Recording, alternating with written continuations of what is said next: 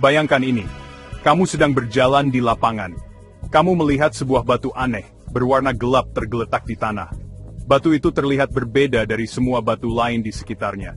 Batu itu memiliki kerak yang hangus dan terasa luar biasa berat untuk ukurannya. Yang mungkin kamu pegang bukanlah sepotong dari planet kita. Itu adalah utusan dari hamparan ruang angkasa yang luas dan gelap. Batu ini telah menempuh jutaan, bahkan mungkin miliaran, kilometer untuk mendarat tepat di bumi. Itu adalah pendongeng tanpa suara, membawa rahasia tentang kelahiran tata surya kita. Ini bukan sembarang batu. Ini adalah pengunjung kosmik, sepotong nyata dari langit yang benar-benar bisa kamu sentuh. Ini adalah pengingat bahwa kita adalah bagian dari alam semesta yang jauh lebih besar dan dinamis. Jadi, apa sebenarnya meteorit itu? Mari kita jelaskan. Secara sederhana, meteorit adalah batu dari luar angkasa yang telah selamat dari perjalanan yang membara melalui atmosfer bumi dan mendarat di permukaan. Sebelum memasuki atmosfer kita, objek ini disebut meteoroid, hanya melayang-layang di luar angkasa. Saat jatuh ke bumi, gesekan dengan udara membuatnya bersinar sangat terang, menciptakan garis cahaya yang kita sebut meteor atau bintang jatuh. Sebagian besar dari ini terbakar habis. Tapi yang lebih tangguh, para penyintas yang berhasil mencapai tanah mendapatkan nama khusus meteorit. Mereka adalah juara kosmik yang menyelesaikan perjalanan luar biasa mereka. Setiap meteorit adalah kapsul waktu. Pikirkanlah, batu-batu ini adalah sisa-sisa dari awal mula tata surya kita, lebih dari 4,5 miliar tahun yang lalu. Mereka adalah potongan-potongan bahan mentah yang sama yang membentuk matahari, bumi, dan semua planet lainnya. Ketika kita mempelajari meteorit, kita pada dasarnya melihat kembali ke masa lalu. Kita sedang memeriksa bahan pembangun planet-planet yang tidak pernah sepenuhnya terbentuk. Ini seperti menemukan fosil dari fajar penciptaan, bukan kehidupan, tetapi dari dunia itu sendiri. Batu-batu ini menyaksikan kelahiran raksasa seperti Jupiter dan pembentukan tenang dunia biru kita sendiri. Perjalanan meteorit itu dahsyat dan spektakuler.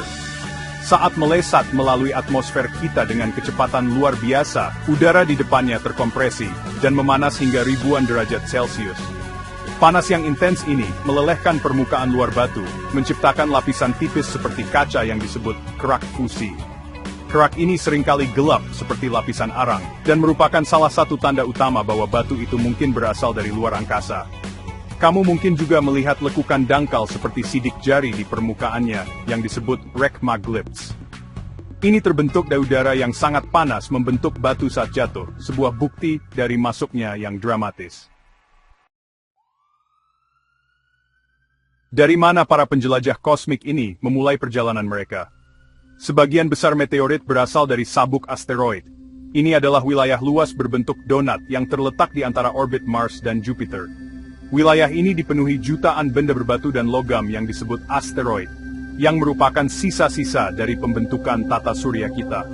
Ini bukan hanya batu acak, mereka adalah bahan-bahan yang gagal membentuk planet yang tidak pernah ada, berkat tarikan gravitasi Jupiter yang sangat besar.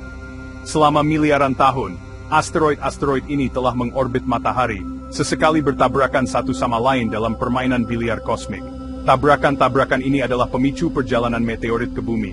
Ketika dua asteroid bertabrakan, fragmen-fragmen yang lebih kecil terlontar ke orbit baru, terkadang kacau. Sebagian kecil dari fragmen-fragmen ini terlempar ke jalur yang memotong orbit bumi. Ini adalah perjalanan yang murni kebetulan. Selama jutaan tahun, potongan batu ini mungkin melayang melalui ruang hampa yang dingin dan sunyi. Ia menahan suhu ekstrem dan pemboman konstan oleh sinar kosmik. Ia adalah penjelajah yang kesepian, menunggu saat jalurnya akhirnya bersilangan dengan jalur kita, ditarik oleh gravitasi bumi untuk babak terakhir yang dramatis dari kisahnya. Tentu saja, tidak semua meteorit berasal dari sabuk asteroid. Beberapa bahkan memiliki asal yang lebih eksotis. Kita telah menemukan meteorit di bumi yang secara ilmiah terbukti berasal dari bulan, dan bahkan dari Mars. Bagaimana ini mungkin? Dampak asteroid atau komet besar di permukaan bulan atau Mars bisa cukup kuat untuk melontarkan batu-batu dari dunia itu ke luar angkasa dengan kecepatan yang cukup untuk melepaskan diri dari gravitasinya. Fragmen-fragmen planet ini kemudian mengembara di tata surya sampai, secara kebetulan, beberapa di antaranya ditangkap oleh medan gravitasi bumi. Menemukan sepotong Mars di bumi adalah hadiah yang luar biasa. Ini memungkinkan kita mempelajari planet lain tanpa harus mengirim misi untuk membawa kembali sampel. Alam semesta terus-menerus mengirimi kita sampel-sampel ini, tanpa biaya. Kita hanya perlu cukup cerdas untuk menemukannya dan mengenalinya. Setiap jatuhnya meteorit adalah peristiwa unik, pengiriman acak dari kosmos. Para ilmuwan terkadang dapat melacak lintasan meteor yang sangat terang, yang disebut bola api, untuk memprediksi di mana meteorit mungkin telah mendarat. Ini membantu mereka memulihkan sampel-sampel berharga ini dengan cepat sebelum diubah oleh cuaca bumi. Setiap penemuan baru adalah bagian baru dari teka-teki, membantu kita memahami sejarah yang luas dan kompleks dari lingkungan kosmik kita, dan tempat planet kita sendiri di dalamnya. Para ilmuwan mengklasifikasikan meteorit menjadi 3 kelompok utama berdasarkan bahan penyusunnya, besi, batuan, dan batuan besi. Ini adalah sistem yang sederhana, tetapi banyak memberitahu kita tentang dari mana meteorit itu berasal di asteroid induk. Jenis pertama, meteorit besi, sesuai dengan namanya. Mereka hampir seluruhnya terdiri dari paduan besi nikel. Meteorit ini sangat padat dan berat. Mereka dianggap sebagai sisa-sisa inti asteroid kuno yang cukup besar untuk meleleh dan terdiferensiasi. Artinya, logam berat tenggelam ke pusat untuk membentuk inti, sama seperti yang terjadi pada bumi. Ketika asteroid-asteroid ini kemudian hancur oleh benturan, inti logamnya terbuka. Jenis meteorit yang paling umum jatuh ke bumi adalah meteorit batuan. Ini membentuk lebih dari 90% dari semua jatuhan yang diamati. Seperti namanya, mereka terutama terbuat dari mineral silikat, mirip dengan batuan di permukaan bumi. Namun, mereka seringkali dipenuhi dengan serpihan kecil yang berkilau dari besi dan nikel logam, yang merupakan petunjuk besar bahwa mereka bukan dari planet kita. Beberapa meteorit batuan, yang disebut chondrite, sangat penting. Mereka mengandung butiran kecil berbentuk bulat yang disebut chondrule, yang merupakan beberapa bahan padat tertua di tata surya. Mereka adalah sedimen kosmik, tidak berubah sejak pertama kali terbentuk dari nebula matahari 4,5 miliar tahun yang lalu. Lalu kita memiliki yang paling langka bagi banyak orang, yang paling indah dari semuanya, meteorit batuan besi. Ini adalah campuran yang luar biasa dari 2 jenis lainnya. Mereka terdiri dari bagian yang kira-kira sama antara logam besi nikel dan mineral silikat. Varietas yang paling menakjubkan disebut palasit. Ketika kamu mengiris dan memoles palasit, kamu akan melihat mosaik kristal olivin kuning kehijauan yang menakjubkan, batu permata peridot, yang tertanam dalam matriks logam yang berkilau. Ini diperkirakan berasal dari batas inti mantel asteroid besar yang terdiferensiasi, tempat di mana mantel berbatu bertemu dengan inti logam. Mereka adalah gambaran interior planet, membeku dalam waktu. Setiap jenis ini menceritakan bagian yang berbeda dari kisah pembentukan tata surya kita. Chondrite batuan menceritakan tentang awan debu dan gas awal dari mana segala sesuatu terbentuk. Meteorit besi menceritakan tentang inti planet-planet kecil pertama, atau planetesimal. Dan batuan besi, seperti palasit, memberi kita gambaran tentang proses kompleks yang terjadi di dalam dunia yang sedang berkembang ini. Dengan mempelajari variasi kosmik ini, kita dapat menyusun gambaran yang jauh lebih jelas tentang bagaimana planet seperti bumi kita terbentuk. Ini seperti menjadi seorang detektif, dengan petunjuk yang jatuh langsung dari langit. Jadi, apa yang membuat batu luar angkasa berharga?